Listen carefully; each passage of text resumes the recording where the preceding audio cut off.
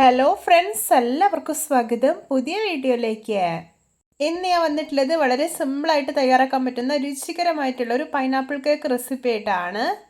Video കണ്ടിട്ട് ഇഷ്ടപ്പെടുവാണെങ്കിൽ like ചെയ്യുക, ഷെയർ ചെയ്യുക, കമൻറ്റ് ചെയ്യുക, ചാനൽ സബ്സ്ക്രൈബ് ചെയ്യാനും മറക്കരുതേ. പിന്നെ ഫേസ്ബുക്കിലൂടെയാണ് വീഡിയോ കാണുന്നതെങ്കിൽ പേജ് ഫോളോ കൂടി ചെയ്യണേ. ഒപ്പം നമുക്ക് നേരെ വീഡിയോയിലോട്ട് പോവാം. കേക്ക് ഉണ്ടാക്കാൻ വേണ്ടിയിട്ട് ഞാനിവിടെ ഒരു പൈനാപ്പിളിൻ്റെ 1/4 ഭാഗത്തോളം നന്നായിട്ടൊന്ന് തൊലി കളഞ്ഞ് ചെറിയ കഷ്ണങ്ങളായിട്ട് മുറിച്ചെടുത്തിട്ടുണ്ട്. ഇതൊരു മിക്സർ ചെറിയ ജാറിലേക്ക് ഇട്ട് കൊടുക്കാം. എന്നിട്ട് നല്ല സ്മൂത്തായിട്ടൊന്ന് അരച്ചെടുക്കാം. ഇപ്പോൾ ഇത് നല്ല സ്മൂത്തായി തന്നെ അരച്ചെടുത്തിട്ടുണ്ട്. ഇതൊന്ന് മാറ്റി വയ്ക്കാം.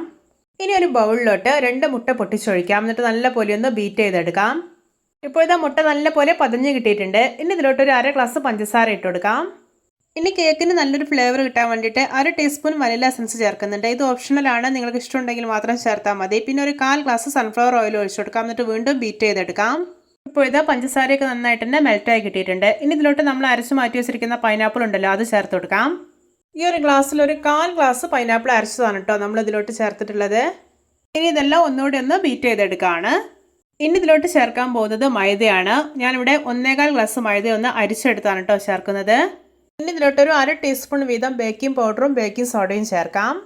ഇനി ഇതെല്ലാം കൂടെ ഒരു 2-3 സെക്കൻഡ് കൂടി ഒന്ന് ബീറ്റ് ചെയ്തെടുക്കുകയാണ്. ഇപ്പോഴത്തെ നമ്മുടെ കേക്കിൻ്റെ ബാറ്റർ ഇവിടെ പെർഫെക്റ്റ് ആയിട്ട് റെഡി ആയിട്ടുണ്ട്.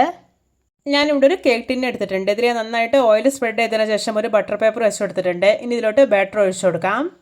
ഇതൊന്ന് ടാപ്പ് ചെയ്ത് കൊടുക്കാം. എന്തെങ്കിലും ബബിൾസ് ഒക്കെ ഉണ്ടെങ്കിൽ അത് പോയിക്കോളാം. കേക്ക് ബേക്ക് ചെയ്യാൻ വേണ്ടിയിട്ട് ഞാനിവിടെ ഒരു കടായി ഒരു 10 മിനിറ്റ് അടച്ച് വെച്ച് പ്രീഹീറ്റ് ചെയ്തെടുത്തിട്ടുണ്ട്. ഇനി ഇതിലോട്ട് ഈ കേക്ക് ടിൻ ഇറക്കി വെച്ച് കൊടുക്കാം. ശേഷം ഇത് അടച്ചു വയ്ക്കാം. ഇനി ഇതൊരു മീഡിയം ഫ്ലെയിമിൽ വെച്ചിട്ട് 45 മിനിറ്റ്സ് ആണ് ബേക്ക് ചെയ്തെടുക്കേണ്ടത്. ഇപ്പോൾ ഇത് 45 മിനിറ്റ്സ് ആയിട്ടുണ്ട്. കേക്ക് എന്തായെന്ന് തുറന്നു നോക്കാം. ഇത് നമ്മുടെ രുചികരമായിട്ടുള്ള പൈനാപ്പിൾ കേക്ക് റെഡി. നോക്കിയേ, കാണുമ്പോൾ തന്നെ കൊതി വരുന്നില്ലേ? നല്ല പെർഫെക്റ്റ് ആയി തന്നെ കുക്കായി കിട്ടിയിട്ടുണ്ട്. ഇനി ഇതിൻ്റെ ചൂടൊക്കെ അത്യാവശ്യം നന്നായി പോയതിനു ശേഷം ഇതുപോലെ ഒരു പ്ലേറ്റിലോട്ട് കമഴ്ത്തി നോക്കാവുന്നതാണ്. എന്നിട്ട് ഈ ബട്ടർ പേപ്പർ ഒഴിവാക്കാം. ഇത് കണ്ടോ, എന്തോരം സ്പോഞ്ച് ആയിട്ട് ഇരിക്കുന്നത്. എന്തൊരു ടേസ്റ്റാണെന്നറിയോ കഴിക്കാൻ. ഇനി ഇതൊന്ന് മുറിച്ച് നോക്കാം. മുറിച്ച് നോക്കിയിട്ട് കണ്ടോ, നല്ല പഞ്ഞികെട്ട് പോലെയാണ് ഇരിക്കുന്നത്. ഒരിക്കൽ നിങ്ങൾ ഇതിൻ്റെ രുചി അറിഞ്ഞാൽ പിന്നെ ഇടയ്ക്കിടയ്ക്ക് ഇതുപോലെ ഉണ്ടാക്കും. അപ്പോൾ വളരെ കുറഞ്ഞ ഇൻഗ്രീഡിയൻസ് മാത്രം ഉപയോഗിച്ചിട്ട് ഓവനൊന്നും ഇല്ലാതെ എത്ര സിമ്പിളായിട്ട് നമ്മൾ ഈ ഒരു പൈനാപ്പിൾ കേക്ക് ഉണ്ടാക്കിയെടുത്തിട്ടുള്ളതല്ലേ. നോമ്പുതുറയ്ക്കൊക്കെ വളരെ വെറൈറ്റി ആയിട്ട് ഉണ്ടാക്കിയെടുക്കാൻ പറ്റുന്ന ഒരു കേക്ക് കൂടിയാണിത്. എല്ലാവർക്കും എൻ്റെ simple and tasty pineapple cake recipe ഇഷ്ടപ്പെട്ടെന്ന് വിചാരിക്കുന്നു. ഇഷ്ടപ്പെട്ട സപ്പോർട്ട് ചെയ്യാൻ മറക്കരുതേ. അപ്പോൾ ഇതുപോലെയുള്ള വെറൈറ്റി വീഡിയോകളായി നമുക്ക് വീണ്ടും കണ്ടുമുട്ടാം. Okay, bye bye.